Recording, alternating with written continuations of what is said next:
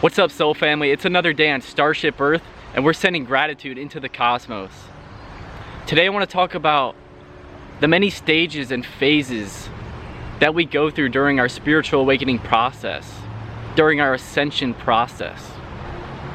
And like I've said before in a previous video, none of these stages are in any certain order, because the spiritual experience is not linear.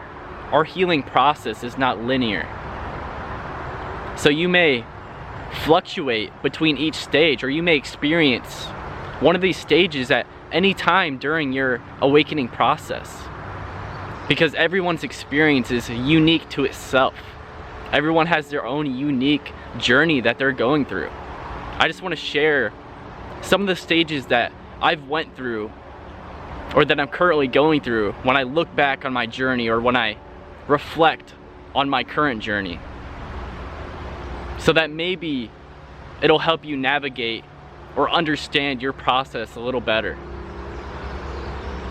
So one of the stages that a lot of us go through during our spiritual awakening is a term you've probably heard before, and that is called dark night of the soul, which is basically just a fancy label for a period of emotional upheaval, a period of deep depression and feeling lost, feeling like you have no purpose or no meaning in this life. And this is a really major spiritual catalyst for people on their journey, because it really forces us to go within, because nothing on the outside is working for us anymore. None of our old hobbies, none of our old friends, none of just our whole life is starting to crash down before us. Nothing brings us joy anymore. Nothing that we used to use to even distract ourselves is working, because we just feel that deep void within us. And the length of this period varies from person to person. But what this is basically doing is this is amplifying your feelings within. And this is Spirit's way of directing you towards your own healing. Instead of constantly looking outside of ourselves, Spirit is showing us where we need to heal and where we need to realign our lives. And this leads to the next phase, which is the hermit phase of the awakening process, or the hermit stage. Which, I mean, the two basically go hand in hand, and the two happen simultaneously, because the dark night of the soul triggers us to go into hermit phase, to look within. Like I said, this is not a linear process. And I mean, I feel like I'm pretty much always in hermit phase. That's just how my energy works. I like to recharge a lot, and I like to be alone. But this can also happen to extrovert energy types. This is when you feel like you no longer resonate with the people around you, and you feel really called to start spending a lot of time in solitude, to start really discovering more about yourself, taking time to connect with yourself. Something you've never done before, something that was kind of foreign to you. But you started taking this time and doing a lot of research. We just start gravitating towards more alone time. And in the process, we lose a lot of friends. But from a higher perspective, we're not losing anything. We're just going on our own journeys. Your energy is being called towards something else.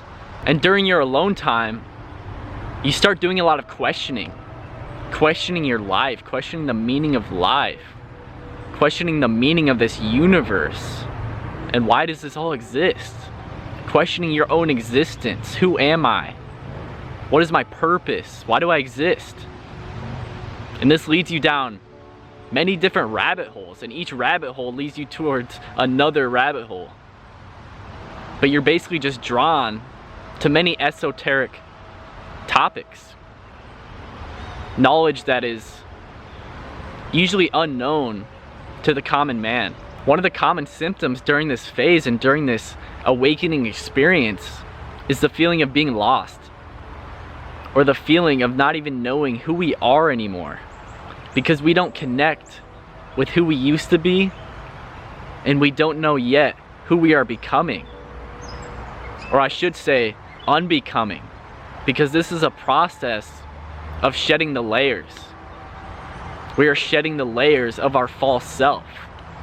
And behind all of these layers, behind the veil of our egoic programming, of our conditioning that we have received during childhood and during our upbringing, behind all of this lies our pure, authentic self, our true soul wanting to come forth and shine its light onto this world. We are in a cocoon state, like when the caterpillar becomes the butterfly. Before it becomes the butterfly, it undergoes a metamorphosis. It undergoes a healing in a transformative process, which doesn't really feel good. This is an uncomfortable process for the caterpillar. Much like our own transformation, it's going to be uncomfortable at times. There's going to be a lot of crying, a lot of purging, but just know that it is leading you to your true self. It is leading you to the alignment with your true self. And when we go through this metamorphosis process and this cocoon starts to open, we start to tap in to our true soul's expression. But we have to go through this in-between state. This in-between state is a state of 0 point energy. 0 point energy, or you could also call it the void, because that's what it kind of feels like. But in this 0 point energy, you have access to an infinite source of energy, because 0 also equals infinity. And there is unlimited possibilities in this energy, unlimited potential. This is where birth and creation begins. Think of it like the womb. You're going through the death of the former self, the death of the ego, which comes the birthing of new energy, of new life force. Much like death and birth, this is like a portal.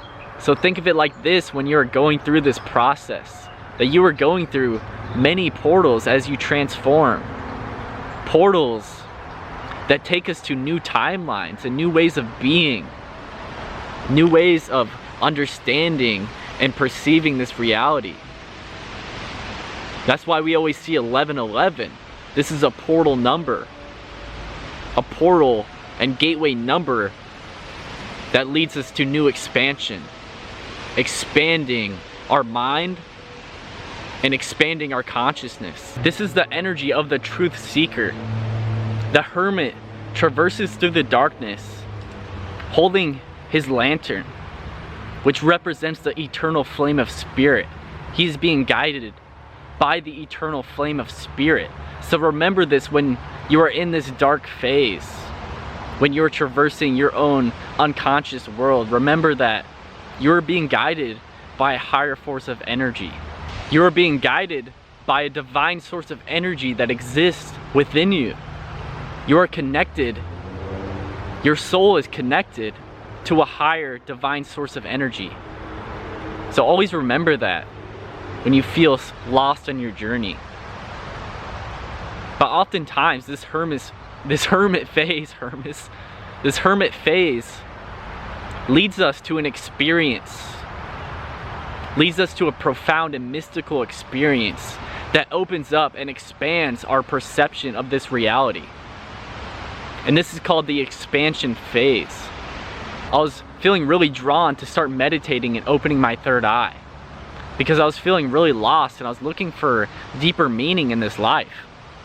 And that was when I experienced my first Kundalini activation. I experienced something that blew apart my perception of this reality. Something that just blew my mind, and that was showing me that there was so much more to this life. It felt like I was going crazy, actually. I went on these online spiritual chats and I would just ask a bunch of questions. I would ask, what is happening to me? What am I experiencing? Did I just have a spiritual awakening? I was so excited and curious about what was to come on my journey, because I had this deep feeling that everything was about to change.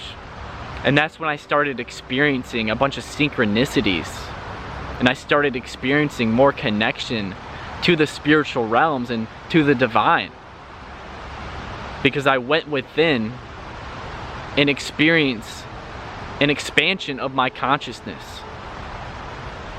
Those times when we just surrender to the universe is when our consciousness can really expand, because we make space for it to expand. By quieting the mind, by surrendering the ego, and just letting our soul expand, letting our soul ignite. Another stage that we go through during our awakening process, I like to call the integration phase. This is when it's time to start integrating all of the knowledge and all of the information that we have absorbed on our journey so far. All of the things that we have discovered, all of the new information. There comes a time when we have to start putting these things into action and start actually implementing them into our daily lives. Because all of the knowledge in the world means nothing if we don't integrate it into our present reality. You know, like starting new routines, new thought patterns, new ways of thinking, and just new ways of being. This is how we create change in our lives. And it doesn't have to be an all at once, like grand endeavor where we change everything at once. That's how we get overwhelmed. It's a lot easier to start changing things one by one, step by step. Like, for instance, when I started changing my diet, I started off first just by giving up soda. And then once I gave up soda and I didn't feel addicted to it anymore, I started giving up fast food. And then I started giving up dairy and processed foods.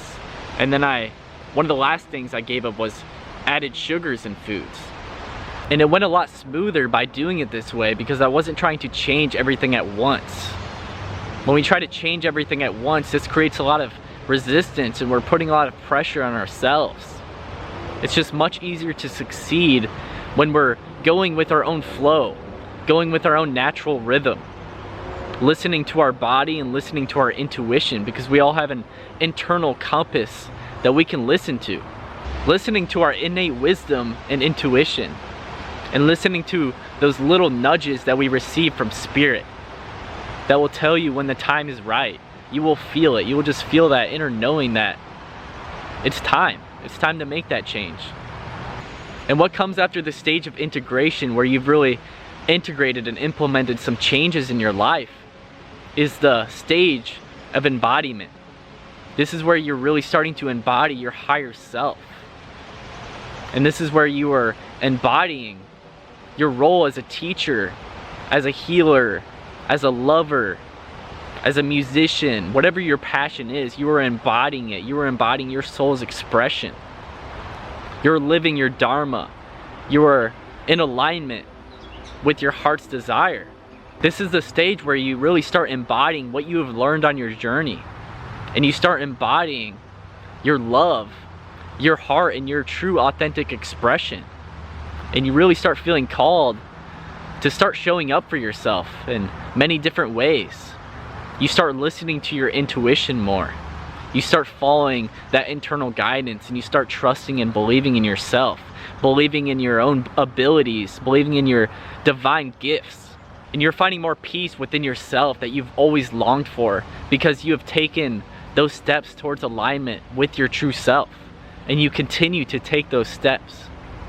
And what naturally comes from this is the feeling of gratitude. Any of these stages or symptoms can come at any point in our journey.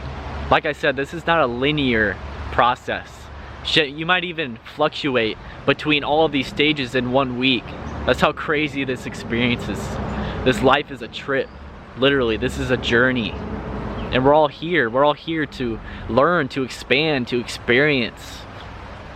And most of all, most importantly, we're here to love. Let's all love each other no matter where we're at on our journeys. Alright guys, I hope you enjoyed this video. Let me know down in the comments what stage you feel like you're going through right now. And as always, peace, much love. Hope you're all having an amazing week. Subscribe to my channel, Soul Expansion, if you want to hear more messages from me in the future and watch more videos. Hit that bell button so you're always notified when I post a new video. Peace, guys.